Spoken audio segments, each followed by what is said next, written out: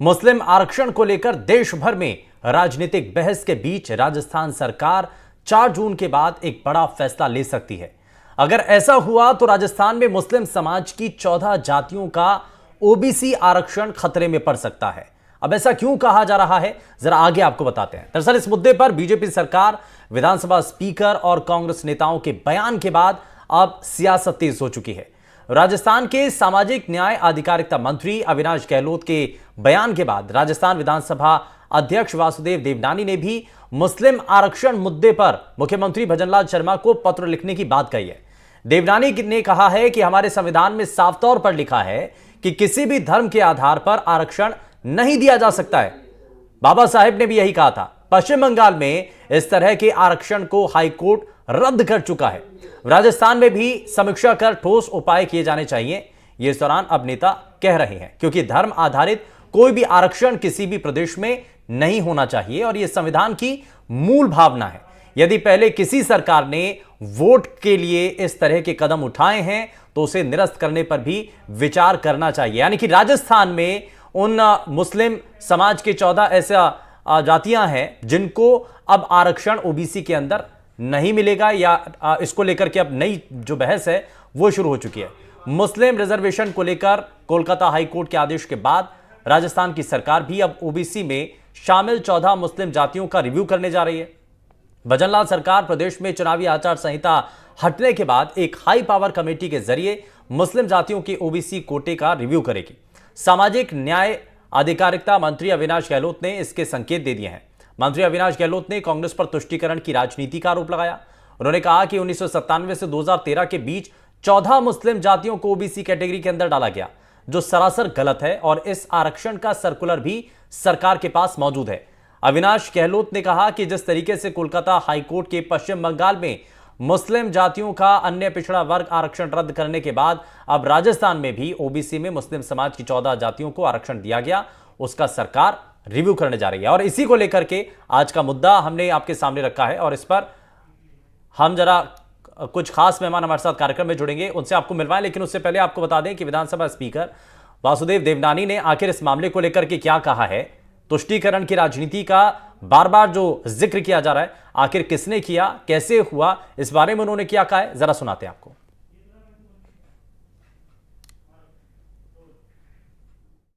राजस्थान में एक बार फिर मुस्लिम आरक्षण को मामला है जो कि भड़क चुका है। जिस तरीके से मंत्री अविनाश गहलोत जी ने बयान दिया था, 4 जून के बाद एक बार फिर इस आरक्षण पर रिव्यू किया जाएगा। मेरे साथ में राजस्थान विधानसभा अध्यक्ष वासुदेव देवनानी जी हैं। सर, ये जो बिल है किस तरीके से देखते हैं जो कांग्रेस ने पिछले कार्यकाल में बनाया?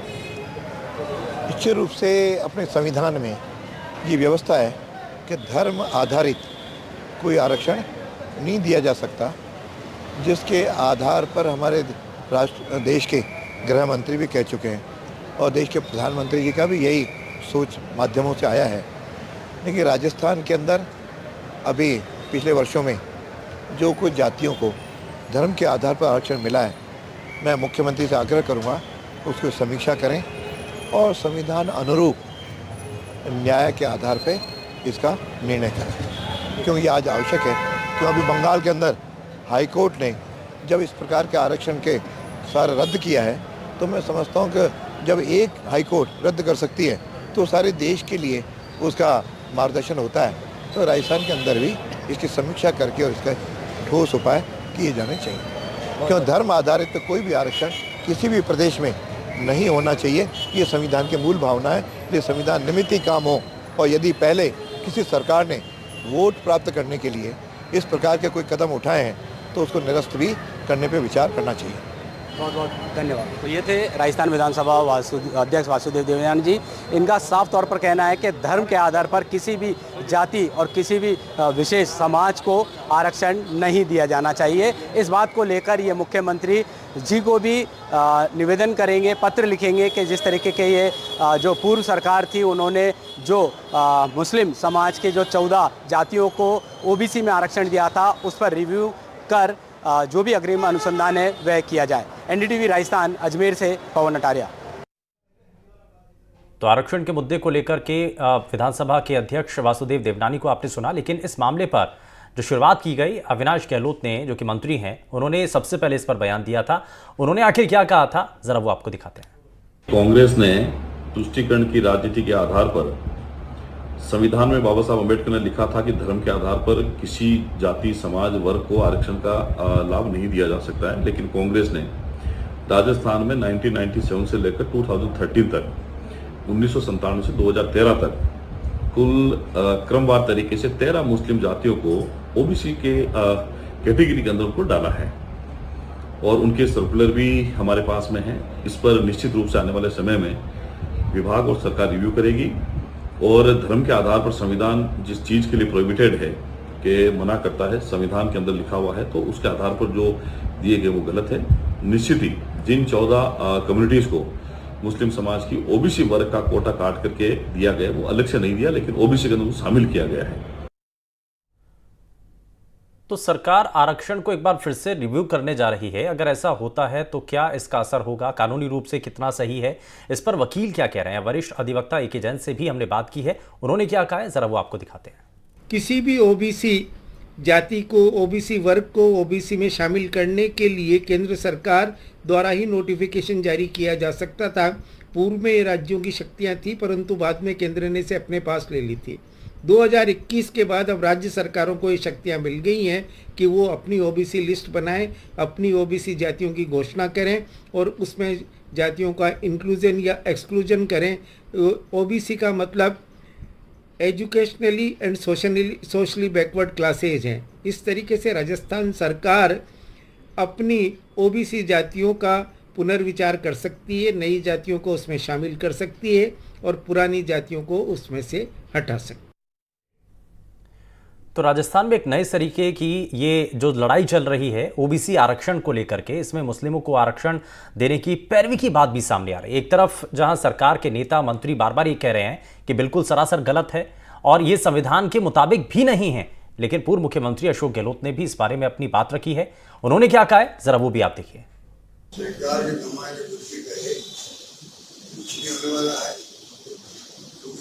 कमीशन जो है उसकी रिकमेंडेशन लेके हम लोगों ने आरक्षण दिया। रिकमेंडेशन आपके पहले कार्यकाल की बात, पहले कार्यकाल 25 साल पहले जब जाटों को मिला, दूसरों को मिला, उस जमाने के अंदर ओबीसी जातियां थी, बयान खानी सहित, सिंधी मुसलमान सहित, बैकवर्ड थी, उनको मिला। सब मुसलमान को नहीं मिला। ओबीसी में जो आ सकती थी कैटेगरी, उनको मिला है। ओबीसी जो है आपका देश के अंदर, उनको मिलने चाहिए। तो पूर्व मुख्यमंत्री अशोक गहलोत को भी आपने सुना और उनका बयान ये कि सभी जो मुस्लिम हैं वो आरक्षण का लाभ नहीं लेते हैं, लेकिन उनको, उनकी 14 जातियों को आरक्षण का दायरे में रखा गया है और वो भी ओबीसी के आरक्षण के अंदर धर्म के आधार पर। तो क्या उसकी वजह है, क्या कानूनी रूप से ये सही है? और सरकार ये कहने जा रही है कि हम एक बार फिर से इसको रिव्यू करेंगे। तो क्या 4 तारीख के बाद, 4 जून के बाद क्या बड़ा बदलाव होने जा रहा है? क्या इसको वापस से नए सिरे से इसमें बदलाव होने की गुंजाइश बचती है? कानूनी पहलू इसमें क्या कहते हैं, नेता इस पर क्या कहना चाहते हैं, जरा जान लेते हैं। हमारे साथ एक खास और बड़ा पैनल कार्यक्रम में जुड़ चुका है। सबसे पहले आपको मिलवा देते हैं, हमारे साथ भारतीय जनता पार्टी से प्रवक्ता कृष्ण कुमार जानू जी हमारे साथ कार्यक्रम में हैं। कांग्रेस पार्टी से प्रवक्ता अरुण शर्मा जी हमारे साथ कार्यक्रम में जुड़ चुके हैं। राजनीतिक विश्लेषक प्रोफेसर मनोज गुर्जर जी हमारे साथ कार्यक्रम में हैं और हमारे साथ वरिष्ठ वकील असगर खान जी कार्यक्रम में जुड़ चुके हैं। सभी का बहुत स्वागत है। लेकिन शुरुआत में कृष्ण कुमार जी आपसे ही जानना चाह रहा हूं कि 4 जून के बाद क्या बड़ा बदलाव होने जा रहा है? एक तरफ जहां बंगाल को लेकर के सियासी हवा बदली हुई से नजर आती है, उसको आपने खूब बुनाया लोकसभा चुनाव के अंदर। क्या अब इसके परिणाम आने के बाद राजस्थान के अंदर इसको रिव्यू करने की जो बात सामने आ रही है, इसके लिए पूरी तैयारी है और कारण क्या है इसके पीछे? शुभेंदु जी, सीधे तौर पर जहां संविधान का उल्लंघन हुआ हो और तुष्टीकरण के आधार पर राजनीतिक लाभ कमाने के लिए आरक्षण दिया गया हो, तो संविधान की विसंगतियों को जैसे बंगाल में हाईकोर्ट ने निर्णय किया है, यहाँ अगर संवेदनशील सरकार है और विषय पर खुद एडवांटेज लेकर के उस काम को करना चाहती है, तो तैयारी भी की है और उसको बदलाव की शुरुआत के संकेत भी दिए हैं। वैसे इस्लाम में अगर किसी ने अध्ययन किया हो, मौलवी साहब बैठे वो बता देंगे, इस्लाम में जाति का प्रावधान है ही नहीं। इस्लाम में फिरके जरूर है, 72 फिरके हैं, लेकिन जाति एक भी नहीं है। सबके सब एक सफ में खड़े होकर नमाज पढ़ते हैं, उनमें विभेद करने का अधिकार कांग्रेस की सरकारों को किसने दिया? इस प्रकार जातियों का निर्धारण किया और जिन जातियों को शामिल किया उनमें कायम खानी जो है वो तो नवाबी करते थे। आंसी के नवाब थे, हमारे पटौदी के नवाब थे, हमारे लोहारू के नवाब थे, झुंझुनू के नवाब थे, फतेहपुर के नवाब थे, जसवंतगढ़, सुजानगढ़, नागौर के नवाब थे। अब आप नवाबों को भी सामाजिक और शैक्षणिक दृष्टि से पिछड़ा मानकर आरक्षण प्रोवाइड कर रहे हैं, ये बात गले नहीं उतरती है। लोग चुप रहे और कांग्रेस ने चुपचाप मुसलमानों में कुछ जातियों को लाभ देकर वोट बैंक को डिजाइन किया। इसको अगर सरकार रिव्यू करती है, उसके बहुत से 6 महीने के फैसलों को रिव्यू कर रही है और बंगाल के कलकत्ता के हाईकोर्ट के निर्णय के बाद अगर उन सरकार के 97 से लेकर 2013 तक के आरक्षण संबंधी निर्णयों का भी रिव्यू करती है तो स्वागत योग्य कदम है और ओबीसी जातियों के हितों के साथ की गई छेड़छाड़ को नहीं, आपको वोट बैंक का डर नहीं है? आपको वोट बैंक का आपको कोई डर नहीं? जिस वोट बैंक की आप बात कर रहे हैं, ओबीसी जातियों को बुलावे में रखकर कांग्रेस ने केवल अपना वोट बैंक तैयार किया है और वो उन जातियों का निर्धारण उस वर्ग में से किया है। मोमिन और मोमिन में फर्क करने का अधिकार संविधान को कुरान तो नहीं देता। फिर किसने ये फर्क किया और कोई क्यों चुप रहा? अरुण जी, तो ये भी ठीक है, मैं इसमें कांग्रेस पार्टी के प्रवक्ताओं को भी जरा जल्दी से जोड़ लेता हूं। अरुण शर्मा जी, एक चीज बताइए कि ये जो असंवैधानिक काम किया, ये बड़ा आरोप लगाया है भारतीय जनता पार्टी के प्रवक्ता, ये कह रहे हैं कि असंवैधानिक काम किया है आपने, धर्म के आधार पर आरक्षण, और मुस्लिम में 14 जातियों को आपने राजस्थान में ओबीसी आरक्षण दे दिया। किस आधार पर दिया? कोई तो वजह होगी। देखिए शुभेंद्र, जैसे आपने कहा ये आज का मुद्दा है और 4 जून के बाद इसमें कुछ बदलाव दिखेगा क्या बड़ा, दोनों बात बिल्कुल सही है। ये आज का मुद्दा नहीं है एक्चुअली। ये भारतीय जनता पार्टी का जो पूरा चुनाव अभियान है इस बार वो बिल्कुल मुद्दा विहीन है। पूरा नैरेटिव अगर आप शुरू से देखें तो वो कोशिश कर रहे हैं हर रोज एक कोई नया शगुफा पकड़ने का। प्रधानमंत्री को आप लगातार पूरा देश सुन रहा है। वो पहले ज्यादा बच्चे जिनके पैदा किए उनको कांग्रेस छीन के आपकी संपत्ति दे देगी कर चुके हैं। आपकी भैंस खोल ले जाएगी कांग्रेस, देश का प्रधानमंत्री कह रहे हैं। और अभी कल परसों मुजरे की बात थी कहीं कि कांग्रेस पार्टी और विपक्षी दल मुजरा कर रहे हैं। ये भारत देश का प्रधानमंत्री बात कर रहा है जनता से, तो इसलिए इनके पास मुद्दा नहीं है, ये भी मुद्दा नहीं है। सब स्पष्ट है कि ये मंडल आयोग की सिफारिशें थी जिसमें उन्होंने धर्म के आधार पर आरक्षण देने की बात, ये मंडल आयोग की सिफारिशें थी? नहीं, धर्म के आधार पर नहीं। उन्होंने कहा कि जो आर्थिक पिछड़े वर्ग के लोग भी इसमें शामिल हैं उस बिहाफ पे किया। देखिए मजाक की बात यह है कि गुजरात, तो ये ईडब्ल्यूएस जो कोटा बनाया गया अलग से, तो उसमें शामिल क्यों नहीं किया गया फिर? देखिए ये राष्ट्रीय मामला है, ये राजस्थान सेंट्रिक तो कोई बात है नहीं इसमें। मैं कह रहा हूं आपको गुजरात में नहीं तो किस सरकार ने किया ना सर? सुन लीजिए ना, माननीय प्रधानमंत्री जी वहां पर मुख्यमंत्री रहे हैं। 23 मुस्लिम जातियां ओबीसी में शामिल है वहां। अगर वो इतना ही कंसर्न थे रोक देते ना इसको। और यहाँ ये अविनाश गहलोत जी बात कर रहे हैं। देखिए एक तो यहाँ सरकार कोई है नहीं, 4 जून के बाद कोई सरकार का रूप आपके सबके सामने नजर आएगा। फिलहाल तो मुख्यमंत्री को दौरे करने का काम दे दिया है उनको, ये जानते हुए कि यहाँ भी वो क्या कर लेंगे। इससे अच्छा दूसरी जगह जाके उनको दिखाया तो जा सकता है ये राजस्थान के मुख्यमंत्री हैं। नहीं वो बात अलग है सर। इतने संकट में मुख्यमंत्री लगातार बाहर है और दूसरी ड्यूटी पे है बजाय मुख्यमंत्री होने के। तो वो साफ दिखता है। नहीं, अगर आप ये कह रहे हैं कि राजनीतिक लाभ लेने के लिए सब कुछ किया जा रहा है, तो राजस्थान में जब शुरुआत के 2 फेज में यहां पर वोटिंग होनी थी तो उससे पहले ये मुद्दा उठाते, वो नहीं उठाया। राजस्थान में इसका राजनीतिक लाभ क्या होगा बताइए जरा। मैं इसीलिए कह रहा हूं कि वो तो जब भी लाभ हो जाए तब है। अब तो बचा ही क्या है, बिल्कुल पूछ बची है, फिर भी ये मुद्दा उठाया जा रहा है। हो सकता है उन 54 सीटों ठीक पर है। चमत्कार करने की उम्मीद है इनको। बाकी खेल समाप्त है। 4 जून को आप हम सब यहाँ बैठेंगे और एक अच्छे बदलाव की ओर इशारा करेगा देश, ये हमें पक्का यकीन आप ये है। कह रहे हैं, आपने इसमें सबसे जो बड़ी बात जो आपने कही, आपने कहा कि ये धार्मिक आधार पर नहीं था, आर्थिक आधार पर इसमें ये आरक्षण दिया गया, आप ये कहना चाह रहे हैं? ठीक है, मैं आर्थिक और सामाजिक पिछड़ेपन के आधार पे ये किया गया है। हाँ। और ये ट्रांस इंडिया किया गया है। 25 साल से 26-30 साल से कोई कुछ नहीं बोल रहा है। हाँ। ये आज इसलिए उठाया जा रहा है कि चुनाव का कोई फायदा जाते हुए वो चरण का भी हो जाए तो अच्छा है। हाँ। वरना तो सिर्फ प्रधानमंत्री जानते हैं, क्योंकि अब तो वो कहने लगे हैं कि मैं बायोलॉजिकल इंसान नहीं हूं, एक्चुअली मुझे अब लगने लगा है कि भगवान ने मुझे डायरेक्ट भेजा है। ठीक है, मैं तो जब इस लेवल की बातें होने लग जाए तो मेरे ख्याल में जनता के फैसले का इंतजार मैं कृष्ण कुमार जी आपसे एक काउंटर रिएक्शन लूं, लेकिन उससे पहले मैं जरा असगर खान जी को जरा जोड़ लेता हूं। असगर खान जी, एक चीज बताइए कि ये कहा जा रहा है कि धार्मिक आधार नहीं साहब, ये तो हमने सामाजिक और आर्थिक रूप से जो कमजोर हैं उनको आरक्षण के अंदर शामिल किया। क्या कानूनी रूप से बाबा साहब भीम, क्योंकि बीजेपी के नेता बार बार ये कह रहे हैं कि बाबा साहब भीमराव अंबेडकर का जो संविधान था उसमें कहीं पर नहीं लिखा था कि आप धर्म के आधार पर आरक्षण दीजिए, इसमें भेदभाव कहीं नहीं होना चाहिए। आप कानूनी लिहाज से क्या कहना चाह रहे हैं? देखिए, धर्म के आधार पे किसी भी मुस्लिम जाति को ओबीसी का लाभ नहीं देगा। सेंट्रल गवर्नमेंट ने मंडल आयोग की स्थापना की थी 79 के अंदर, विशेष शासित थे बिहार के। उन्होंने 80 के अंदर अपनी सिफारिश दे दी, लेकिन गवर्नमेंट ने उसको लागू नहीं की। मंडल आयोग की सिफारिश लागू हुई, VP Singh ji prime minister बनने के बाद 1992, उसके बाद 92 में लागू की गई। तो उसके अंदर बहुत सी जातियां जो है वह आर्थिक, सामाजिक और शैक्षिक से पिछड़ी थी, लेकिन मंडल आयोग में सिफारिश नहीं की। उसके लिए बाद में सेंट्रल गवर्नमेंट ने एक ओबीसी कमीशन बनाया, हर स्टेट में ओबीसी कमीशन बनाया। उस ओबीसी कमीशन ने बाकायदा सर्वे किया। सर्वे करने के बाद में फिर ऑब्जेक्शन लिए गए, सुझाव लिए गए। उसके बाद में अपनी सिफारिशें हैं जो स्टेट गवर्नमेंट को की। ये मुस्लिम जाति का जो ये चाह रहे हैं साहब, ये धर्म के आधार पर इनको रिजर्वेशन दिया, धर्म के आधार पर किसी भी जाति को रिजर्वेशन नहीं दिया गया, ओबीसी का लाभ नहीं दिया गया।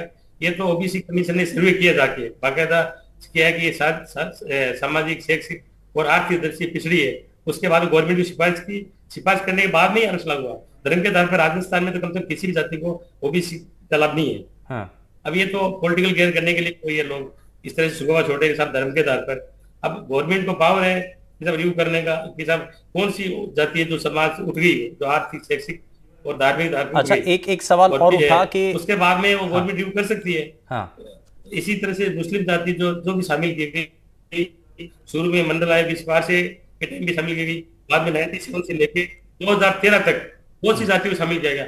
लेकिन ओबीसी कमीशन की सिफारिश पे, बाकायदा सिफारिश करने से पहले ओबीसी कमीशन के जो मेंबर्स हैं उन्होंने बाकायदा सर्वे किया गया है। हर डिपार्टमेंट से डेटा किया कि सब इनका शैक्षिक स्तर क्या है, सरकार में नौकरी में कितना है और कितने बिजनेस के अंदर है। उसके बाद में सुझाव मांगे गए हैं, सुझाव मांगने के बाद में गवर्नमेंट ने सिफारिश की है। ठीक है, तो गवर्नमेंट ने उसके बाद सिफारिश लागू करी है। ठीक है, मैं जरा मनराज जी को, जायज नहीं है कि धर्म के आधार पर राजस्थान के अंदर किसी भी ओबीसी के मुस्लिम जाति को शामिल किया गया, किसी भी जाति शामिल नहीं किया गया। धर्म के आधार पर, धर्म के आधार पर नहीं होना चाहिए, आप कह रहे हैं कि ऐसा? ये तो आर्थिक, शैक्षिक और सामाजिक पिछड़ेपन के बाद में किया। ठीक है, मैं इसमें मनराज जी को जोड़ लेता हूं। मनराज जी, आपको क्या नजर आता है, क्योंकि इसमें सियासत अभी की नहीं है। कांग्रेस पार्टी के प्रवक्ता भी यही कह रहे हैं कि साहब ये आज की बात नहीं है, ये बहुत पुरानी बात है, लेकिन ये मानने को तैयार नहीं कि किसके राज में हुआ। देखिए शुभेंदु जी, जब भारत का संविधान का निर्माण किया जा रहा था और भारत का संविधान जब बन रहा था तो बाबा साहब अम्बेडकर इस बात को लेकर बड़े अड़िग थे। उन्होंने स्पष्ट इस बात को कहा कि मैं नहीं चाहता कि मेरा जिस भारत का निर्माण हम सब मिलकर कर रहे हैं, आगामी भारत की रूपरेखा हम तय कर रहे हैं, वह धर्म के आधार पर आरक्षण की व्यवस्था को स्टेब्लिश करे। ये उन्होंने स्पष्ट कहा है और ग्रेनविल ऑस्टिन ने अपनी किताब corner stone of Indian constitution में भी इस बात को मेंशन किया है। उनका बहुत काम है इंडियन कॉन्स्टिट्यूशन पे।